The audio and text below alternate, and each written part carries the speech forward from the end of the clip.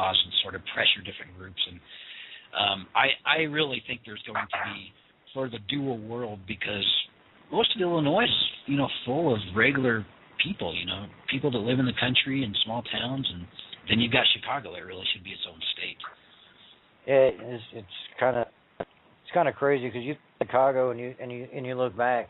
Chicago has this long history of gang violence of, just about any city in America. I mean, with Prohibition and the gangsters, and now you have the gun laws, and still, murders are out of control. And now the Prohibition has gone to, let's run guns, because everybody wants them. Nobody can have them. Yeah. It's really nice to see that they came around and overrode the governor's veto. But let's remember, let's give it some time, because they still have 60 days to establish the training programs and establish the people that will be training. And then it's not a shall issue; it's a may issue. So let's see how difficult they're going to make it for these people to get their carry permits. Yeah, no kidding. It's definitely a step in the right direction, though. Yeah, it is. Everybody, they start with a shall or a may issue, and then, like every other state, they'll go to a shall issue, and then they just got to bring Chicago under the fold. Yep. Hopefully that'll happen. As the old saying goes, how do you eat an elephant? In tiny bites. Yeah, one bite at a time. Yep. Yeah. Yeah. You guys, I found a wonderful quote by Jeff Cooper, the late great Jeff Cooper, that kind of addresses this. It says, the media insists that crime is the major concern of the American public today. In this connection, they generally push the point that a disarmed society would be a crime-free society. They will not accept the truth that if you take all the guns off the street, you will still have a crime problem, whereas if you take the criminals off the street, you cannot have a gun problem. No kidding. That's good. No kidding. I mean, I live in, kind of southeast, middle coastal Georgia, right? And recently today, they've been posting that, the new Black Panther Party is busing people in droves to all these cities along the southeastern seaboard. Sanford, Florida, Daytona, Jacksonville, Savannah, Charleston, to prepare for the riots and all the issues that are about to happen if Zimmerman gets off, which he's, in my mind, I think he's innocent, but we're not going to get into that, I guess. Maybe we will. The biggest concern is we know the cops can't handle this. Right. Right or wrong, innocent or guilty really has, I think most people that use weapons and understand what happened in that situation, it looks like he definitely used it to save his own life, with his head being smashed on the ground.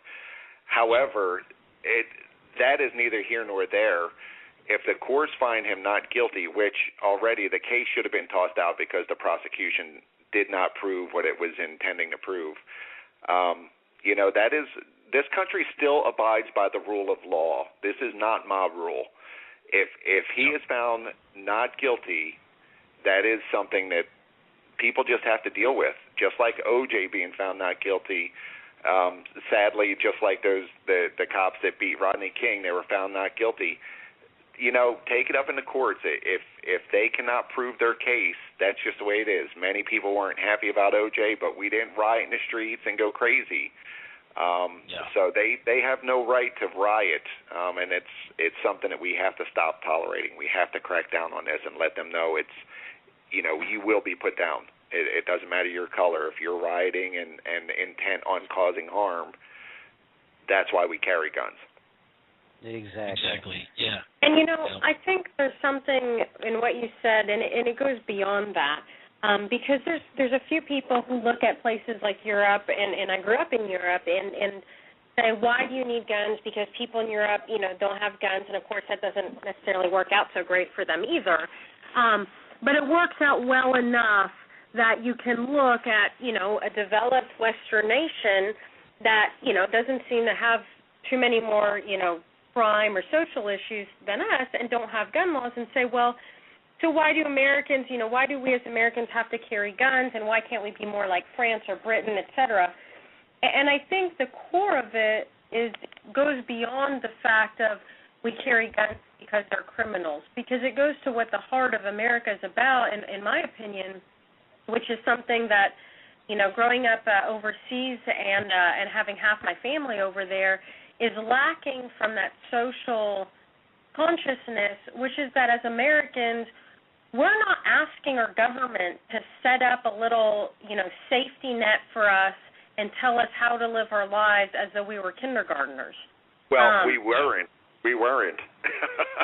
Until this administration. And now it's getting eroded, but I think at the heart of it, the heart of what America was built on and what a lot of us as Americans still believe in is that the whole reason we have guns is because it's more than a reality, it's a symbol to say we're not asking or expecting government to solve all our problems.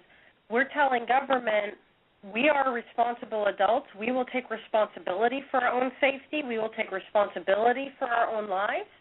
And you need to just, get out of the way and set up society with rules that everybody can agree on in a legal process so we have the rule of law, but we're not outsourcing all our security to government.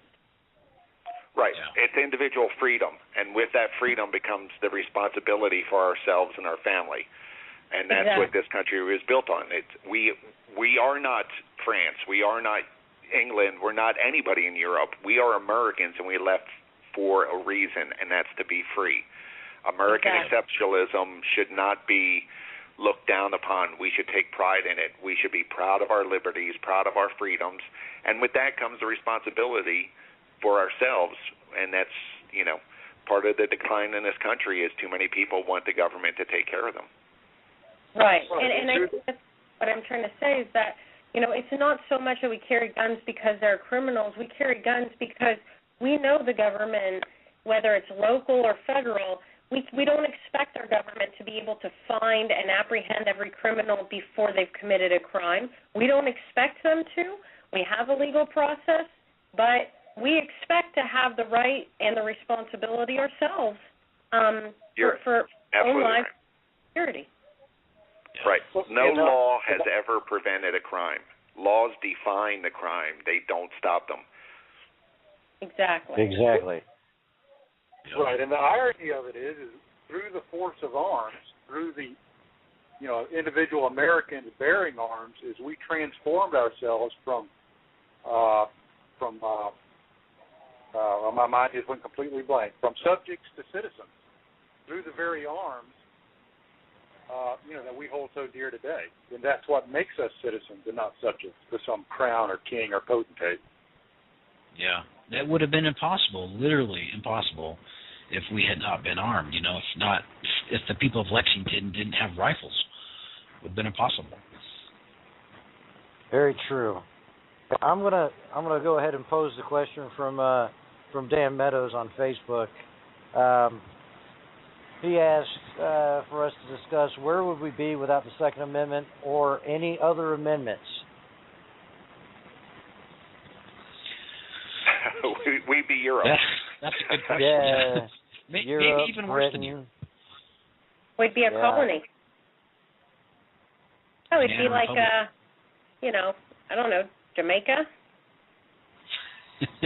Well, I mean, the weak would be ruled by the strong. Literally, there'd be no equalizing force, in this country, and whoever had the most people and the most strength would be in charge, and those aren't always the best people. Yeah, Absolutely. we'd be looking at. Yeah, go ahead. No. I'm not sure who that was that just said that, and that's a long standing principle of gun owners is that guns level the playing field. If it was not for guns, the biggest, strongest men could do whatever they wanted to anybody they wanted. But you give an elderly person or a younger, skinny woman a gun, and she just equalized with that 280-pound muscle. It levels the playing field. Exactly. It absolutely does. I mean, Go ahead. you can look at Africa. You know, the military dictatorships that are going on over there. They're the ones with the guns. They're the ones with the force. They're the ones with the power. And you look at America, and you got 330 million guns. Military's not in power. You know, we kind of take care of ourselves, or at least we're supposed to be able to take care of ourselves. We don't have anybody telling us that you will live your life this way. Well, at least we're not supposed to. Right, and we don't huddle in our huts hoping that no one comes by our door, to harm us. It doesn't happen here. I mean, it probably does in some little places, but we don't have that fear. And the problem with disarming the people is, hand in hand, everyone making that argument always says, well, the police should be the only ones with guns, or the government. But, as gun owners, we all know that nothing in the history of mankind has killed more people than governments. So the people absolutely need guns, and it's really specifically needs to be in private hands. So let me be the one. Can I, if I can, stir the pot here? Go ahead. Carefully, without advocating any type of violence. I have seen more and more posts and messages on different Facebook sites and websites than ever before regarding overthrow, or not necessarily overthrow, but revolution. People are calling for revolution at this point. The 3%ers are starting to speak up, and eventually you get tired of getting pushed around, of getting beat down, and eventually you have to stand up for yourself. What do you guys think? And I'm going to pose this question to you, to y'all rather. What is the point where people take up arms and say, not necessarily violence, but march on Washington or march on state capitals and say, enough is enough, we're done with this, we want to live by constitutional rule like our forefathers intended? How soon do you guys see something like that happening as this government progresses towards socialism the way it has been? Well, I say great question. Let's look at Colorado with the recalls of the senators and whatnot is going on there. I think it's already started. I think it's coming faster. I think it's you got Adam Kolesh, or however you say his last name, doing it, the stunt in Washington, D.C. on July 4th, calling for more action.